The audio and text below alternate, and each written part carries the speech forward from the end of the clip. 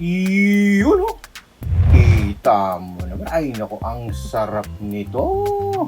Etong lulutuin natin, another bangus na naman recipe.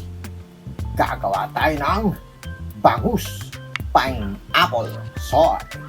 Yay!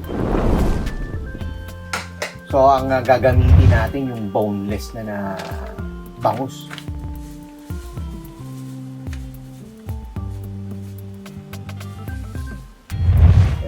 Ano lang natin, season lang natin ng salt. Yun, no? Konti lang nilagay ko. Tapos garlic powder. Medyo may bubu lang yung garlic. Pero okay lang yan. Wala namang problema dyan. Duro-duro. Pwede naman yung ganyan. Okay lang. Tapos lagyan natin ng onion powder. Ikalat lang natin siya dun sa bangus. Yan. Sarap talaga pagka maraming spices. Diba? Tapos pati yung kabila, lagyan na rin natin. Bali ito, ay nano ko na rin tinanggal ko yung kaliskis. Para swabe lang, di ba? Nalagyan din natin ng garlic powder, yan. Saka onion powder ng kabila. So, okay na to. I-pan-seared na natin. I-set lang natin sa medium heat yung kalan. Yan.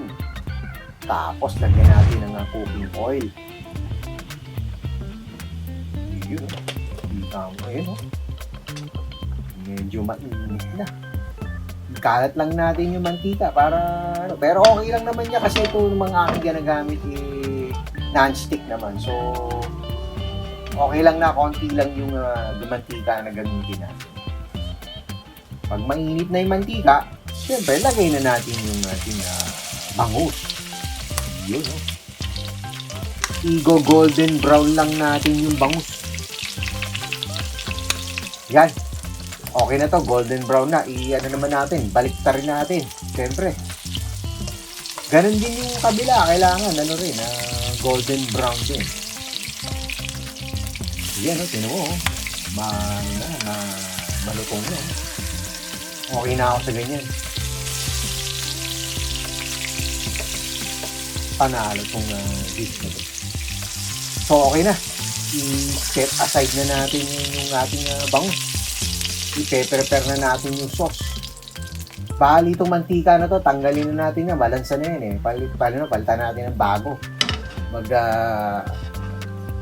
Sasangkot siya tayo ng panibago. Yan, maglalagay tayo ng mantika ulit. Konti lang. Magigisa lang tayo. Gigisa tayo ng garlic. Yun, no? I-ano lang natin siya, palalabasin lang natin yung aromatics niya. Pero huwag natin sunugin. Ito, okay na to. Lagyan na natin yung onion leeks. Ito yung ginamit yung onion leeks, yung stem. Yung stem lang yung ginamit niya. Tsaka lagyan na rin natin ng bell pepper. Yan. Iba pag may bell pepper. I-ano lang natin. Halo-halo lang. Sangkot siya lang yan. Napakadali lang, di ba?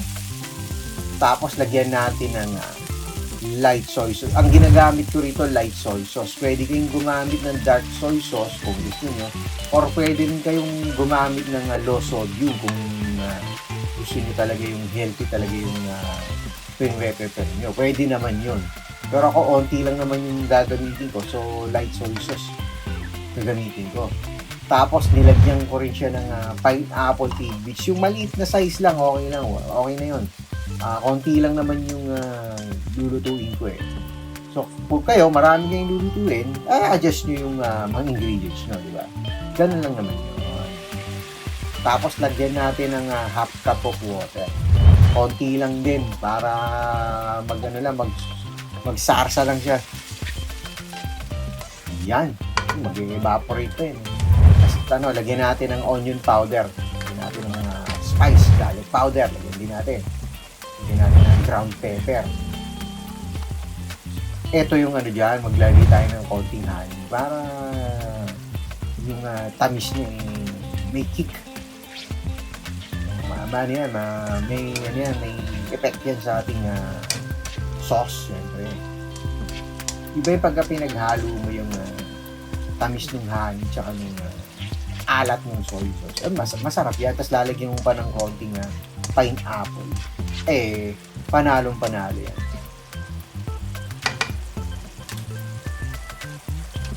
Tapos lalagyan natin ng pampalapot, syempre.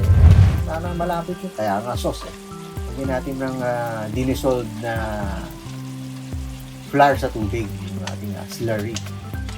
Huwag nyo munang ito-todo ha. Syempre, kailangan tansya-tansya lang din. Konti-konti lang. Tapos hanggang sa magustuhan nyo na yung desire na lapot na gusto nyo, okay na yon. Pero depende sa inyo kung gusto nyo gaano kalapot. Diba? Ito, tulad nito, sa akin, okay na to. Panalo na ako dito sa ganitong lapot. Okay na ako dyan. So, pwede na to.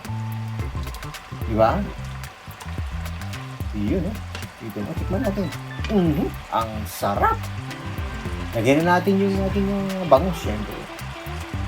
Kung gusto niyo ng onting spice, lagyan niyo ng sili. Okay lang naman yun. Wala sa inyo naman yun. Pero kasi, dalawa kaming kakain nito. Kakain ng anak ko. Kaya lang ang bata. Kakain ng yun, eto na. Okay na. I-plating na natin, di ba? Yan, ganyan lang. Lagay natin yung ating mga sauce na sarap yan. Isasawag mo sa kanin. Ay, nako.